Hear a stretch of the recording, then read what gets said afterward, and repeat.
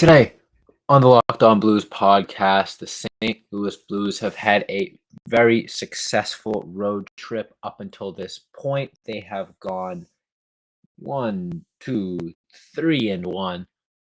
Unfortunately, falling to the Seattle Kraken last night, 5-2. But for that, they were on a pretty decent 4-game win streak. So I'm going to be breaking down the road trip as a whole, talking about the injury to Jordan Kyrou and more. Lots to go over this episode. Should be a good one. Make sure you stay tuned.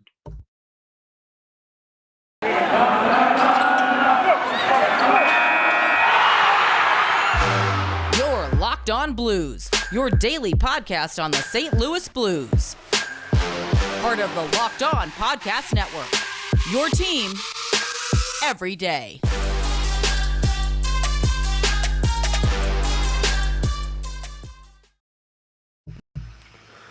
Ladies and gentlemen, welcome back to Locked On Blues podcast, part of the Locked On Podcast Network, and your number one source for daily Blues content.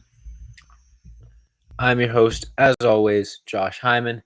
We've got a busy episode for you today. There's been a bunch of games. I've been pretty busy with work, but now, getting caught up, getting back on schedule. So lots to talk about today. And I'm sort of just going to go through in the first segment, going to go through the games one by one, starting with the incredible comeback win versus the Edmonton Oilers, going on to the 5-2 win over the Calgary Flames, the 5-1 win over the Vancouver Canucks before wrapping things up with the 5-2 loss against the Seattle Kraken. And also, mixing in a few things here and there. Obviously, the injury to Jordan Kyrou is super concerning. He has been on an absolute tear. But yeah, let's just jump into it. So the first game of the road trip was a matchup against the Connor McDavid-led Edmonton Oilers. Blues got out to a pretty rocky start with Zach Hyman. Love the last name. Hate the goal against. Scored a go-ahead goal just a minute into the game. His 14th of the year. He's having a great season. But Jordan Kyrou, who has been absolutely spectacular, tied it up a few minutes later with about 7 minutes to go. Or 7 minutes into the period, sorry.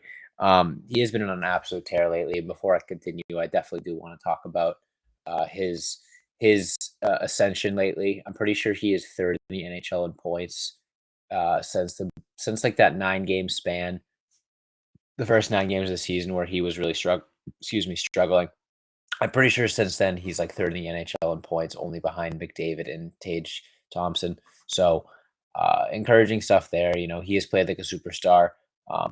Tons of points, tons of goals, tons of assists, everything you could ask for out of a franchise cornerstone player we've seen out of Jordan Kyrou. Now, a little bit later in the episode, I'm going to be talking about his injury, and I'm a little concerned. Obviously, we don't really know what it is. Obviously, we assume it's a concussion, but we don't really know the severity or anything like that. We don't know when he'll be back, and that's something that we definitely need to talk about. His absence was very much felt last night against the Kraken, but let's continue to speed run through these games, before I get into some more of the nitty-gritty. I had tweeted out at some point during the game that the St. Louis Blues are the only team in the NHL that have held Connor McDavid to under a point per game in his career, and then literally 5 minutes later he scored. So my bad on that one, but that sentiment still stands, even though he did get a goal in that game. But yeah, I mean, it's Connor McDavid, and I talked about containing Connor McDavid and how that was one of the keys to beating the Edmonton Oilers, and the Blues did a very good job of that. Kept him off the scoreboard for the most part. Obviously, you give up a goal, but it's on the power play. It's limiting him to one goal is a win in my book for sure. And then Kyler Yamamoto opens up the third period. Well, not really opens up the third period, but halfway through the third period, gets himself a goal to put the Edmonton Oilers up 3-1. And then the Blues took a penalty there a little bit later on. At that point, I was pretty discouraged. The Oilers were playing really well, not really giving the Blues a chance to come back in the game. But the Blues held on and admittedly were very, very strong late in that third period. Robert Thomas, with only his 7th of the year, scored to get the Blues within one. The Blues take a penalty with about like a minute and a half to go, and at that point it just feels like it's impossible. Down one on the road to the Edmonton Oilers on the shorthanded. But Jordan Kyrou has one of my absolute favorite plays of the year. Goes in behind the net, one-on-one with Connor McDavid, and just bodies McDavid off the puck. wins the puck battle, fires it out to Vladimir Tarasenko, who scores the one-timer um, with about 20 seconds to go in the period. I'm pretty sure that was a Tarasenko goal. He was the primary assist on both the Thomas goal and the Tarasenko goal, and it was a few days ago, so apologies if I'm getting those two mixed up. But either way, um, great playmaking from Kyrou, great body control, way to show that he can hang with a guy like Connor McDavid and win puck battles against a guy like Connor McDavid. Um, Overtime, pretty uneventful, heads into a shootout. Nothing really to talk about there. I mean, Jordan Kyrou did get the goal because, of course, he's the Blues' best player. Um, but yeah, I'm very impressed with the way the Blues played against Edmonton, and I was looking forward to seeing them, continue on that momentum. They had won 2 in a row at that point against the Calgary Flames. So before I get into that game, I want to tell you guys about the sponsor of today's episode, because today's episode is brought to you by betonline.net. Now, betonline.net is your number one source for sports betting info, stats, news, and analysis. You can get the latest odds and trends for every professional and amateur league out there, from pro football to college bowl season to basketball and hockey. Got it all at betonline.net. And if you love sports podcasts like this one, you can even find those at BetOnline as well. Always the fastest and easiest way to get your betting info. Head to the website today or use your mobile device to learn more. Bet online, where the game starts. And I'll be right back with the second half of today's episode.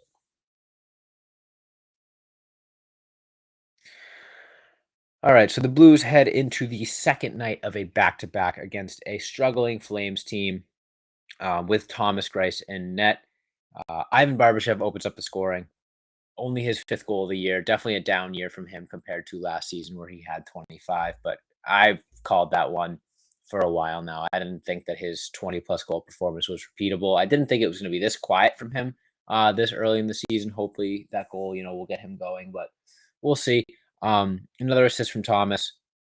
Mackey tied it up for Calgary late in that first period, but second period was all St. Louis. They held a lot of the control, a lot of the pressure, and that was capitalized by a power play goal from Jordan Kyrou just 3 minutes in. And the Blues did a really good job of limiting the Flames' opportunities moving forward throughout the rest of that game, or the rest of that period, I should say. And, Kyrou has had the ability to look like the best player on the ice a lot of the times that he's out there. And this game was no different. He ended up scoring his second goal, obviously, later in the game. Get into that one obviously later, but he has really implemented himself as a superstar player in this league. And the rough start aside, he has been probably the Blues' best offensive player this season. Um, and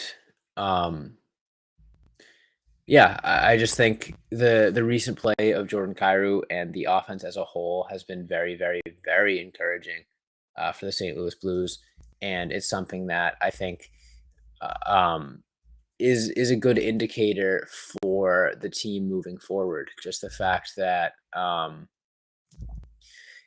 the biggest issues throughout the losing streak was like the offense, and lately it was a little bit the goaltending. Um, and it seems like it's gotten figured out, at least in those few games. Thomas Greiss makes 41 saves in this game on 43 shots against, which is incredibly impressive. The offense is firing on all cylinders, scoring 5 goals against a pretty tough Calgary Flames defense. Buchnevich gets himself a goal in that third period. Mackey gets his second of the night, his second of the year, later in that period, to bring the Flames to within 1. But then Saad and Kyrou combined for 2 goals in about a minute. That would be like 3 goals in a minute total between the two teams. And that the Blues never really looked back after that. Incredibly, incredibly impressive period for the St. Louis Blues. Just way to see a team creeping back in and absolutely slam the door. That's a mark of a good team, is when they can sense another team is getting momentum. Um, they're able to just shut the door and make sure that any chance of blowing a lead isn't going to happen. And Brendan Saad did a good job of doing that. He sort of created the goal all by himself, unassisted. He's been sneakily one of the Blues' best players this year, especially on offense. His presence was very much missed when he was out, not just in the offensive end, but the penalty kill as well. And the penalty kill has been spectacular as of late, and he has been a big part of that. I've talked about that a lot. But yeah, and then Jordan Kyrou gets the goal later, minute later, from Thomas and Barbashev. Barbashev had himself a great game, as did Thomas, getting a couple assists there. But yeah, they move on from that game. win 5-2. That creates a 3-game win streak. And then the Blues come into Vancouver on the first night of a back-to-back. Jordan Binnington gets the start and has one of his best games of the season, stopping 33 of 34 shots on goal. Um, and it wasn't really close in this one. Jordan Kyrou had his first career hat trick, which I can't believe it took this long. Uh, you really just felt like it happened earlier. Obviously looking back, like, yeah, I don't remember a hat trick, but when I saw first career hat trick, I'm like, damn, that's kind of surprising. He's a superstar talent in this league, and surprised it took him this long to get himself a hattie, but glad to see it happen live. Obviously, first period, pretty back and forth between the two teams. Shots were 12-11. Um, Vancouver did a good job of pressuring St. Louis, but St. Louis did a good job of, weathering the storm. Anytime you're on the road, especially, in Canada, the crowd's going to be pretty intense. The team's going to be playing hard that you're playing against. You got to really weather the storm and make sure that you're doing the best you can to catch any momentum that you could possibly get. And they did a good job of doing that. Um, and the third or second period was all St. Louis, with Jordan Kyrou opening up the scoring about halfway through with assists from Leddy and Tarasenko. By the way, maybe Nick Leddy's best game of the season against the Canucks. He had a couple assists and was everywhere, all over the ice. So that's super encouraging to see. So Kyrou gets his 14th of the year early on in that period, before Mikheyev ties it up for Vancouver. But then the Blues do what they have done pretty well in the last few games, and that's respond to giving up goals. Something that the Blues have really struggled with this year, in their losses, has been scoring a goal, whether it be a go-ahead goal or a tying goal, whatever, and then immediately giving up a goal. And that is just such a backbreaker, um, for them. Anytime you capture a little bit of momentum and then immediately give that away, it's just really, really difficult to retain that momentum again. And they flipped the script lately, and they did so again in this Vancouver game with Nathan Walker getting his first of the year 40 seconds after the Canucks tied it up, which is super encouraging. Um, Nick Leddy, Colton Parayko get the assist on that goal. Nick Leddy looked great in that game. Like I said, Parayko looked pretty good as well. He has been better lately, in my opinion. Still not quite as good as I think we need him to be, but he's looked better. Robert Thomas gets his 8th goal of the year. He's starting to score a little bit more, which is good. He's starting to shoot the puck a little bit more, which is good. Barbashev and Kyrou get the assists. Barbashev continues to rack up the points. Kyrou continues to rack up the points. So, this game is to give them a 4-game win streak. And they didn't look back in the third period. Specifically, Jordan Kyrou didn't look back. He gets himself his second goal of the night just a minute into that third period with assists from Torrey Krug and Vladimir Tarasenko. Great goal. Just typical Kyrou power play, like creating it for himself, being the most dangerous guy on the ice, and then shuts the door on any opportunity of the Vancouver Canucks making a comeback with his third goal of the night and 16th goal of the season about halfway through the period, with assists from Tarasenko and Thomas. After the first period, the Blues were actually outshot 23-15. But Jordan Binnington did a spectacular job of shutting the door. He made some really, really big saves and some really, really timely saves as well. Obviously, made 33 of them things, to really lead the Blues to victory. So ever since his incident, against, was it Anaheim, I want to say, where he got into that, whatever, got pulled from the game, got a 10-minute misconduct, and then Berube sounded off on him in the post-game press conference. Ever since then, he has been a changed player, and he has been really, really, really good in his role. He's given the Blues a chance to win every single game, and he has pitched a couple near shutouts, as well. So I'm really, really satisfied with the way that Jordan Binnington has played lately. The Blues walked to a 5-1 victory in that game. Didn't really seem like they broke a sweat all that much. It was just Jordan Kyrou putting the team on his back. One of the first times I feel like he's truly done that in his career, just taken over a game and made himself the center of attention. You couldn't take your eyes off of him. It seems like every single time he was on the ice, he was creating chances. Even had a pretty decent defensive game as well. He was just everywhere. Got himself an assist as well for 4 points on the night. However, late in the game, he took what was, in my opinion, a pretty clean hit, against the boards. I forget the name of the guy that hit him, but took a hit, skated off the ice, holding his head, looking a little dazed, and then ruled out of the game the following night against the Seattle Kraken. Now, we don't have a ton of information on his injury or, um, The severity of it, obviously you assume it's concussion, but we don't really know the severity of it, how long term it'll be, and it's more just a matter of, it's not like a sprained ankle where you're like, oh yeah, these typically heal in this amount of time. He'll hopefully be back then. It's like no, it's a concussion, and it's more generally like a matter of just checking in with him every single day, see what the progress is, seeing how present his symptoms are, et cetera, et cetera. So, I mean, it's probably going to be a day to day thing. He could return in the very next game, or he could be out a week, he could be out a month, and he could be out the whole season. I'm not saying that's very likely, but hello, Kima. See, if you're not on YouTube, you're missing prime cat content right now. My cat is joining me as my co-star. Um, anyways, though, that aside, it's definitely concerning that Kyrou is on his biggest tear of the season and then goes down with a concussion. You hope that he can come back and return to form right away, but the fact of the matter is there's probably going to be a bit of an adjustment period as soon as he returns, and that's always not ideal. You want him to continue to play his elite game, and it's what led to the Blues winning so many of their games, and they definitely missed his presence in the Seattle game. So in this upcoming third and final segment, I'm going to be talking about the Blues' unfortunate loss to the Seattle Kraken and what they need to look at moving forward as they have a tough 2-game stretch against the Golden Knights and Maple Leafs. Make sure you stay tuned. We'll be right back.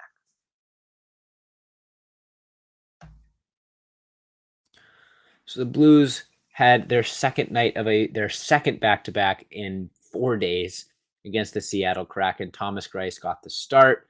Martin Jones got the start for Seattle. Seattle has been very, very impressive this year. Third in the Pacific Division, 18-10-3. Martin Jones as well has been really good. I guess they were 17-10-3 heading into the game. Spoiler alert, if you didn't watch, the Blues lost. um, and they were never really in it, unfortunately.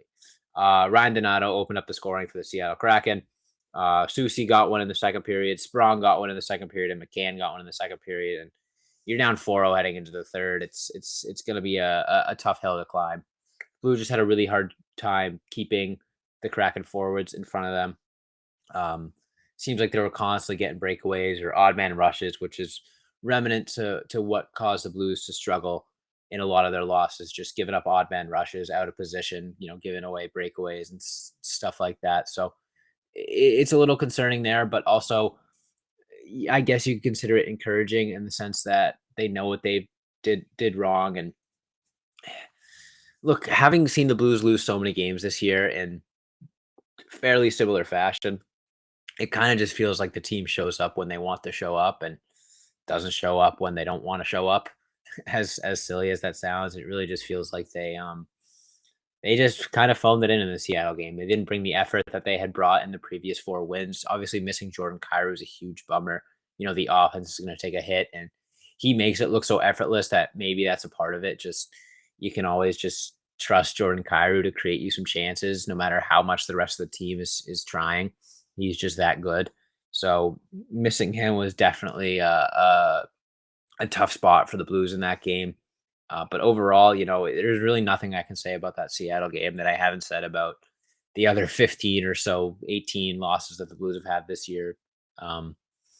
Just a matter of effort and consistency. It felt like the Blues reverted to their losing ways in that game. Lack of effort, lack of hustle, and such. So, I mean, you hope it's easily diagnosable. And they definitely put on a bit of a bit of a turnaround in that third period, as they brought it to within 2. Colton Parayko got a goal, and I believe Buchnevich got the other. Yeah, Parayko gets his second of the year. Assisted by Logan Brown, who made his return to the lineup. So it was good to see Logan Brown get back into the lineup and make some plays, make some stuff happen. And Buchnevich, who I think has had a little bit of an underwhelming season, only with his 11th goal on the year. You'd like to see a little bit more out of him. But overall, tough loss, but nothing I'm super concerned about. The Blues had a really, really successful road trip, going 4-1 on what I think was their hardest road trip of the season up until that point, and probably going to be their hardest road trip of the season as a whole. So I always talk about reference points. Anytime the Blues are on the road or playing a tough team, they can look back at that Western Canadian road trip and say, at least we we took 4 wins um, against these Western Canadian teams, and very, going to tough arenas, playing back to backs, et cetera, et cetera. It'll be a good reference points for the Blues to look back on, and have that resilience and that ability to stay strong when their backs are against the wall. I don't think this team is quite out of it yet. I think they have a chance to contend for a playoff spot moving forward, mostly because the West has been really bad this year, but also because I think this Blues team has something going for them. I think that they have the capability to win some games. So looking forward to seeing that moving forward. That being said, that is all the time I have for you guys today. Make sure you hit that follow or subscribe button on whatever podcast platform you're listening to me on. That way you never miss a new episode. Subscribe to the YouTube channel. My cat is currently trying to punch me in the face. If you want to join the YouTube channel at Locked On Blues, you can see that live. It's really funny. I don't know what she's up to, but yeah. Make sure you follow Locked On Blues on Twitter and Instagram. Fun stuff there, memes and game takes, all that good stuff. You can follow me on Twitter at Josh Hyman NHL if you want a little more personal side of me. That being said, thank you all so much for listening. And as always, let's go Blues.